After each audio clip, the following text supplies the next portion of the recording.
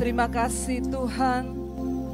Terima kasih buat kematian, kebangkitan, bahkan kenaikan-Mu ke sorga. Engkau bukan hanya Tuhan yang mati bagi kami, Engkau bangkit bagi kami. Bahkan Engkau naik ke sorga untuk menyediakan tempat bagi kami.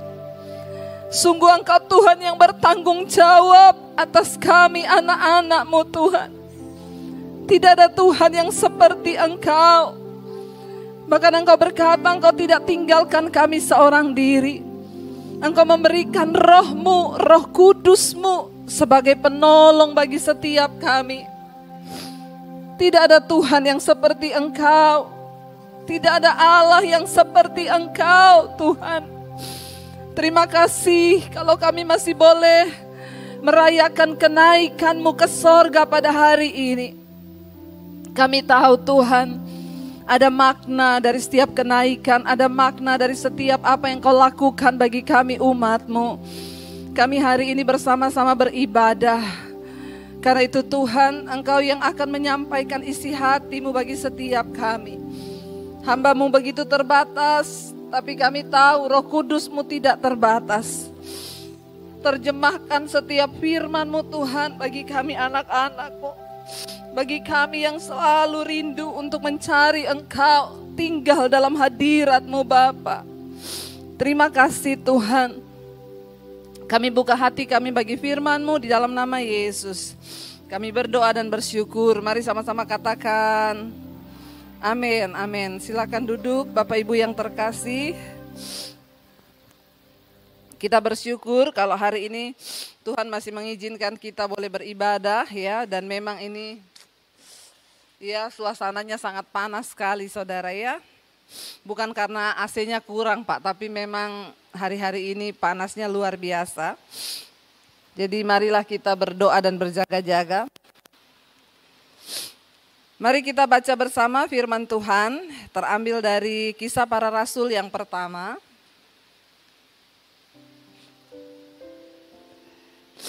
Kisah Para Rasul pasal yang pertama ayat yang ke-6.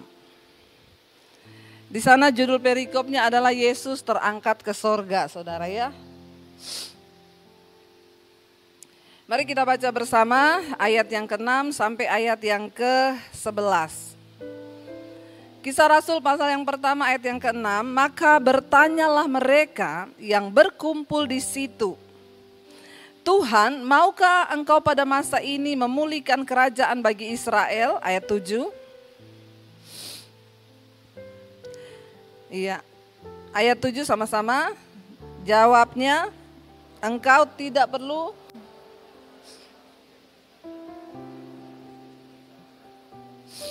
Ayat yang ke-8. Tetapi kamu akan menerima kuasa kalau apa? Roh Kudus turun ke atas kamu dan kamu akan menjadi saksiku di Yerusalem, di seluruh Yudea dan Samaria dan sampai ke ujung bumi. Ayat 9. Terangkatlah dia.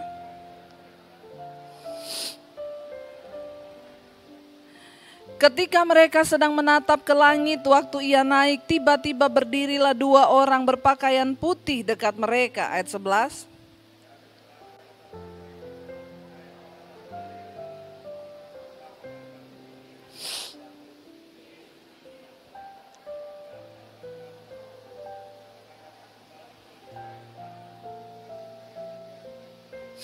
Iya, dari perikop ini saudara kita dapat melihat ada beberapa pesan. Yang pertama saudara, ketika Yesus mau terangkat ke sorga, ada percakapan yang terakhir ya dengan orang-orang yang ada di situ. Firman ini berkata, ayat yang ke-7 tadi, bertanyalah mereka yang berkumpul di situ, Tuhan, maukah Engkau pada masa ini memulihkan kerajaan bagi Israel? Ayat yang ke-7, jawab Yesus kepada mereka, engkau tidak perlu mengetahui masa dan waktu yang ditetapkan Bapa sendiri menurut kuasanya. Saudara, hari-hari ini kita lihat ya, 2 hari ini Israel sedang memanas ya. Dan kita semua juga tahu dan percaya bahwa firman Tuhan pasti akan tergenapi.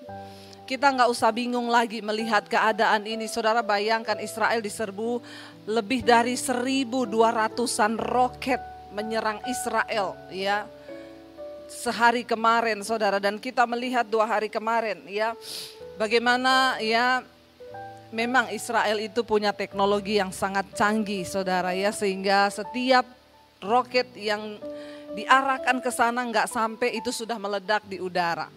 Tapi kita juga percaya Tuhan turut bekerja di dalam segala hal. Namun ya kita nggak usah bingung, nggak usah heran. Semua yang terjadi hari-hari ini memang sudah tertulis di dalam firman Tuhan. Melihat keadaan ini, mari kita sama-sama buka mata kita saudara. Kita sudah ada di hari-hari yang genting. Bahkan kita nggak tahu apa yang akan terjadi ke depan. Kemarin juga saya menerima kabar yang sangat mengerikan dari Poso ya, di daerah Napu. Itu ada 4 orang dibunuh ya, dan kepalanya dipenggal. Saudara ya, dengan orang yang tidak bertanggung jawab. Kita lihat ini semua terjadi. Dan hari-hari ini firman Tuhan berkata di akhir zaman kita akan dengar berita-berita yang menakutkan. Bahkan Yesus bilang akan ada banyak orang mati karena ketakutan. Belum selesai yang satu datang satu. Bahkan ada yang bilang, Bu, saya dengar katanya virus ini akan ada sampai 4 tahun ke depan, bahkan 5 tahun. Ya, kenapa Tuhan tidak bikin kiamat aja dunia, Bu, daripada membiarkan kita hidup dalam ketakutan? Saya bilang itu bukan urusanmu, kata Yesus. Nggak usah banyak bertanya, lakukan bagian kita, kejar perkenanan Tuhan, hidup dalam kebenaran dan kekudusan, amin. Ini sama kayak pertanyaan mereka, Tuhan, maukah engkau pada masa ini pulihkan kerajaan Israel? Tuhan bilang apa? Ya, enggak usah kepo dengan bahasa sekarang. Engkau tidak perlu urusan Tuhan. Engkau enggak perlu tahu kapan masa dan waktu dari kuasa Tuhan itu bekerja. Bukan bagian kita ngomong, kenapa enggak kiamat aja, Bu? Kalau memang ini mau sampai 10 tahun virus kayak begini, kita hidup enggak bebas dan lain sebagainya. Kita hidup dicekam dengan ketakutan, ya enggak usah takut saudara. Hari-hari ini kita harus meningkatkan sistem imun dan sistem iman. Terima kasih Pak, Tuhan berkati. Ya, jadi saudara, saya mau berkata hari-hari ini bagian kita adalah apa? Lakukan bagianmu. Ya, kejar perkenanan Tuhan. Ya, dan persiapkan diri sebaik-baiknya. Kita nggak pernah tahu mati itu datang kapan. Amin apa amin. Ya, bagian kita itu pokoknya siap-siap aja hari-hari ini. Tapi Yesus berkata begini, ayat yang ke-8.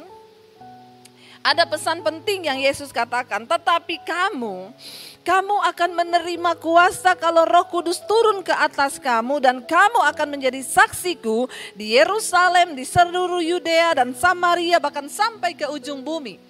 Dengan kata lain Yesus berkata, kamu fokus saja minta Roh Kudus turun supaya kamu menjadi saksi. Amin. Hari-hari ini kita nggak usah pusingkan apa yang akan terjadi. Mari kita pusingkan bagaimana hidupku menjadi saksi. Ini perkataan penting yang Yesus ucapkan sebelum dia terangkat naik ke sorga. Istilahnya ini pesan terakhir ketika dia akan meninggalkan bumi ini. Ya, ketika Roh Kudus turun ke atas kamu, kamu harus menjadi saksiku. Mari hari-hari ini kita fokus hidup menjadi saksi Kristus. Dia bilang yang pertama apa? Di Yerusalem, di dalam rumah tangga dan keluarga dulu. Ya, jangan kepengen langsung mau lari keluar dulu. Aku mau pelayanan sampai ke bangsa-bangsa. Kembali ke rumah tangga dulu. Sebagai istri, mari kita jadi istri yang tunduk pada suami, melayani keluarga. Sebagai suami juga jadi dulu imam yang benar. Setelah itu baru saudara bisa menjadi saksi. Semua dimulai dari dalam. Karena kenapa? Kalau dari dalam tidak benar, omong kosong, engkau bisa menjadi berkat bagi bangsa-bangsa. Amin. Jangan jadi orang Kristen yang pura-pura dan hidup dalam kemunafikan. Mari kita mulai dari keluarga kita. Sudahkah kita sebagai istri menjadi istri yang menjadi penolong? Sudahkah sebagai suami engkau hidup menjadi imam yang benar? Sudahkah sebagai anak engkau tunduk kepada orang tua dan tunduk juga kepada Tuhan? Karena kalau Roh Kudus turun ke atasmu, maka dia akan memberikan engkau kuasa. Satu-satunya janji yang Yesus berikan ketika dia akan naik ke sorga adalah dia akan memberikan penolong bagi kita. Aku tidak meninggalkan engkau sebagai yatim piatu. Aku akan memberikan roh itu kepadamu. Dia bilang kepada murid-muridnya apa? Adalah terlebih baik kalau aku pergi. Kenapa? Karena kalau aku tidak pergi, penghibur itu tidak akan datang kepadamu. Tapi kalau aku pergi, Roh Kudus akan turun ke atasmu. Saudara, saya berdoa supaya kita semua yang tempat ini mengalami lawatan Roh Kudus. Kenapa? Kalau Roh Kudus turun atas seseorang, dia akan menginsyafkan dunia akan dosa, kebenaran, dan penghakiman. Saudara tidak bisa mengubah anakmu dengan kekuatanmu. Engkau tidak bisa mengubah suamimu dengan kekuatanmu. Engkau tidak bisa mengubah istrimu dengan kekuatanmu. Hanya Roh Kudus yang sanggup mengubah manusia. Kenapa kita perlu Roh Kudus? Kenapa dunia ini perlu Roh Kudus? Karena Roh Kuduslah yang sanggup mengubah orang. Saya kemarin melayani ada seorang dokter muda, saudara. Dia itu tiba-tiba minta dibaptis. Bu, saya pengen baptis ya. Dia juga mengikuti khotbah-khotbah saya. Dan akhirnya ya setelah melewati pergumulan lalu akhirnya dia ya dibaptis, saudara. Ya, saya datang ke rumahnya dan orang tuanya bersaksi kepada saya. Ibu, ya jujur kami itu kaget dengan perubahan anak kami ini. Anak kami ini dulu anak yang kasar, egois. Enggak bisa ditegur, dia itu pokoknya benar sendiri. Pokoknya apa yang dia mau harus tercapai dan semua yang dia inginkan harus dia dapatkan. Orangnya itu kalau ngomong nyelekit dan dia suka berantem dengan adik-adiknya.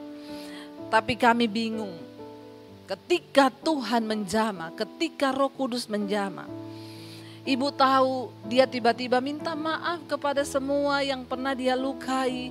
Hari ini omongannya lemah lembut. Setiap hari dia bagikan firman. Setiap hari dia menasehati adik-adiknya dengan firman. Siapa yang bisa melakukan itu? Hanya Roh Kudus, saudara. Tidak ada orang lain. Orang tuanya bilang sama saya, kita dulu bingung mau nasehatin dia. Sombong banget karena memang dia pintar sekali.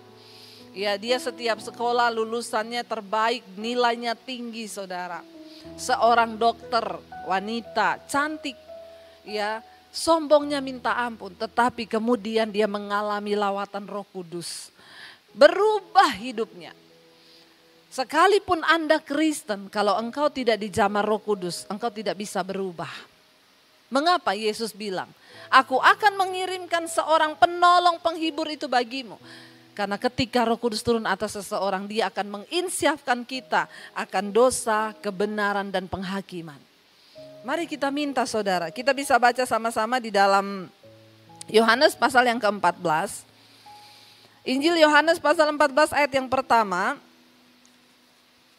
Yesus berkata di sana begini, saudara. Janganlah gelisah hatimu, percayalah kepada Allah dan percayalah juga kepadaku. Ayat yang kedua, di rumah Bapakku banyak tempat tinggal. Jika tidak demikian, tentu aku mengatakannya kepadamu. Sebab aku pergi ke situ untuk apa? Menyediakan tempat bagimu. Yang kedua, apa makna dari kenaikan Kristus? Dia pergi naik ke sorga untuk apa? Menyediakan tempat bagi saudara dan saya. Saudara, dunia ini bukan tempat kita yang sesungguhnya. Karena itu tidak usah terlalu mati-matian untuk dunia. Amin. Jangan mengejar dunia ini dengan segenap kekuatanmu. Karena Alkitab berkata yang ada dalam dunia ini hanyalah keinginan daging, keinginan mata, dan keangkuhan hidup. Dan itu semua bukan berasal dari Bapa tetapi dari dunia. Dan barang siapa yang ingin mengejar dunia ini, maka dia akan kehilangan ya panggilan sorgawi itu. Ayat ini berkata, Yesus bilang jangan gelisah hatimu. Hari ini siapa yang lagi gelisah? Apa yang sedang saudara gelisahkan? Yesus bilang jangan gelisah hatimu. Percayalah kepada Allah dan percayalah kepadaku. Apa yang harus kita lakukan? Bagian kita hanya belajar mempercayai Tuhan dan janjinya. Jangan gelisah. Amin. Jangan gelisah, saudara. Dan memang hari-hari ini rasanya kita digelisahkan. Semua orang menjadi gelisah, tetapi Tuhan bilang jangan gelisah hatimu.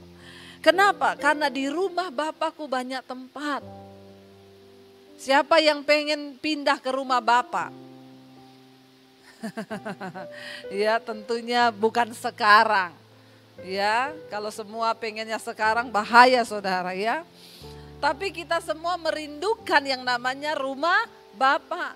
Di sana tidak ada air mata, tidak ada tangisan lagi, tidak ada kecewa, tidak ada takut. Di rumah Bapakku banyak tempat, kata Tuhan. Ya, nanti kita semua punya kapling di sana. Makanya bagian kita jangan gelisah, jangan takut, kejar perkenanan Tuhan. Supaya kita dapat kapling di sana, amin. Ya, sering kali orang hanya terlalu siap untuk hidup-hidup di dunia ini. Saya kenal satu orang teman saya, orang kaya. Dia bilang, saya sudah beli tanah di San Diego Hills Bu, buat kami sekeluarga. Jadi sudah disiapkan 5 lobang. Buat suami, istri, 3 anak. Saya cuma tanya gini, Bu, jangan siapkan lobangnya. Tapi siapkan hidupmu. Udah siap belum kalau dipanggil Tuhan? Bingung ya saya lihat orang ya. Ya karena duitnya udah gak tahu mau buat apa saudara. Berebut beli tanah di San Diego Hills. Tapi sudahkah hidupmu siap? Jangan buru-buru beli lobangnya. Amin. Hampir semua orang kaya sudah punya kapling di San Diego Hills. Pertanyaannya, engkau punya kapling gak di rumah Bapa? Jangan GR. Berapa per meternya? Ya, di rumah Bapa itu harganya dibayar dengan perkenanan Tuhan. Ya, dengan kita cari perkenanan Tuhan, merendahkan diri di kaki Tuhan dan berkata, Bapa, aku ingin matikan keakuanku supaya aku dapat perkenanan-Mu, supaya aku mendapat tempat di rumah Bapa. Tidak sembarang orang bisa masuk ke sana. Kalau di San Diego Hills aja gak semua orang bisa kan. Semua orang pengen pemakaman yang indah. Tapi bagi saya ngapain, apa arti sebuah lubang. Walaupun itu tempatnya enak, kalau saya mati emang saya bisa lihat. Benar gak saudara? Yang terpenting adalah persiapkan hidupmu. Soal kita dikubur di mana saja itu bukan urusan kita lagi. Nanti yang hidup yang urus kita, amin. Jadi gak usah buru-buru hidup soal lubang kuburmu, baju matimu, biarin aja itu nanti yang hidup. Manusia itu ya, kita lahir, waktu kita lahir dia dibantu sama orang lain. Kita dikasih nama, yang ngasih nama orang lain. Kita mandi pertama, yang mandiin orang lain. Kita sekolah, yang kasih gelar orang lain, yang biayai orang lain. Kita mati, yang mandiin juga orang lain, yang kuburin juga orang lain. Jadi gak usah sombong.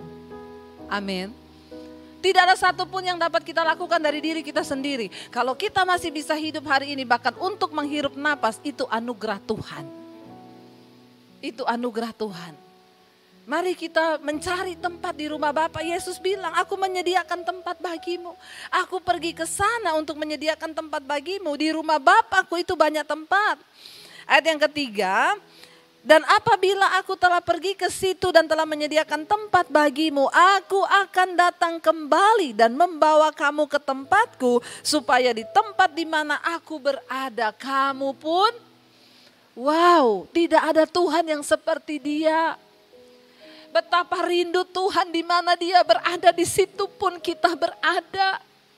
Jadi kalau hari ini engkau merasa sendiri, engkau merasa Tuhan mungkin jauh dariku, kenapa Dia gak peduli? Hei, dengar baik ayat ini, Yesus berkata, aku pergi menyediakan tempat bagimu supaya di mana aku berada, kamu pun juga berada di situ.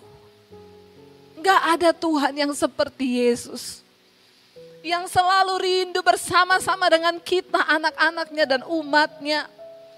Pertanyaannya, apakah engkau juga rindu berada bersama dengan Tuhan? Bukan cuma nanti satu saat kelak ketika kita mati. Tapi selama kita hidup sekarang, apakah engkau rindu Tuhan bersama-sama dengan engkau? Apakah kita mau jadi orang yang berkata, Tuhan pegang tanganku. Jangan pernah merasakan Tuhan tuh jauh. Kemarin ada orang kirim kesaksian ke saya, Bu. Saya mau bersaksi, Bu. Beberapa waktu yang lalu saya merasa Tuhan itu jauh. Saya merasa hidup saya hancur. Saya merasa semuanya sudah tidak ada harapan. Dan saat itu saya ingin mengambil keputusan untuk pindah ke agama yang lain. Karena saya juga melihat orang-orang juga tidak peduli dengan saya. Orang-orang seagama, keluarga gak ada yang peduli dengan saya. Tapi satu malam saya mimpi, Bu. Saya didatangi oleh orang yang berpakaian putih. Lalu dia berkata, jangan pernah tinggalkan aku. Engkau merasa aku tidak menyertaimu, tetapi aku ada bersamamu. Jangan sampai engkau kehilangan hidup yang kekal itu. Aku Tuhan yang mengasihi engkau. Lalu dia terbangun, saudara. Saat itu dia menangis. Dan dia bilang kepada saya bersyukur menemukan khotbah-khotbah ibu. Dan sampai hari ini saya kuat, Bu. Saya tidak ragu lagi dan saya sudah berhenti mengasihani diri saya sendiri dan tidak ada lagi perasaan bahwa Tuhan tidak beserta dengan saya. Hari ini saya percaya Tuhan beserta dengan saya. Saudara, bukan cuma itu. Yesus juga berkata, dia rindu pergi ke sorga untuk menyediakan tempat bagi saudara dan saya. Dia rindu supaya di mana dia berada, kita pun juga berada di sana. Karena itu saudara, kalau kita kembali tadi di Kisah Para Rasul yang pertama, ketika Yesus sudah terangkat naik ke sorga, ayat 9, Kisah Rasul 1 ayat 9. Sesudah ia mengatakan demikian, terangkatlah ia disaksikan oleh mereka dan awan menutupnya dari pandangan mereka. Ayat 10, ketika mereka sedang menatap ke langit, ya, waktu itu tiba-tiba berdirilah dua orang yang berpakaian putih. Saya bisa membayangkan itu sebuah pemandangan yang sangat spektakuler melihat Yesus naik. Wow. Lalu dua orang yang berpakaian putih itu berkata kepada mereka, hai orang Galilea, mengapakah kamu berdiri melihat ke langit? Yesus ini yang terangkat ke sorga meninggalkan kamu, akan datang kembali dengan cara yang sama seperti kamu melihat dia naik ke sorga. Satu saat ketika Yesus datang kembali ke dunia ini, semua mata akan menyaksikan kedatangannya kali yang kedua. Mari kita sama-sama mempersiapkan hidup kita untuk menyambut kedatangan Yesus di kali yang kedua. Saudara, kita nanti akan memasuki perjamuan kudus. Saya undang para imam musik untuk maju ke depan. Saudara, kita percaya Yesus yang berjanji akan datang menjemput kita. Kita tidak pernah tahu kapan, tapi ayat firman Tuhan Yesus berkata, aku akan datang seperti pencuri. Artinya apa? Gak ada yang tahu. Bisa jadi nanti malam, bisa jadi bulan depan atau tahun depan. Bagian kita, mari kita persiapkan hidup kita. Mari kita minta kuasa Roh Kudus penuhi kita. Mari kita sungguh-sungguh berjaga di dalam iman kita. Dan mari kita mau katakan, Tuhan, kami membuka hati bagi kuasa Roh Kudus-Mu. Mari kita bangkit berdiri bersama saudara. Terima kasih Tuhan. Kami minta Roh-Mu yang kudus penuhi hidup kami. Kami minta Bapa, apa yang Engkau janjikan. Kita naikkan pujian yang tadi, Roh-Mu yang hidup penuhi kami Tuhan. Sambil kita persiapkan hidup hati kita untuk masuk perjamuan. Datang pada Tuhan, katakan.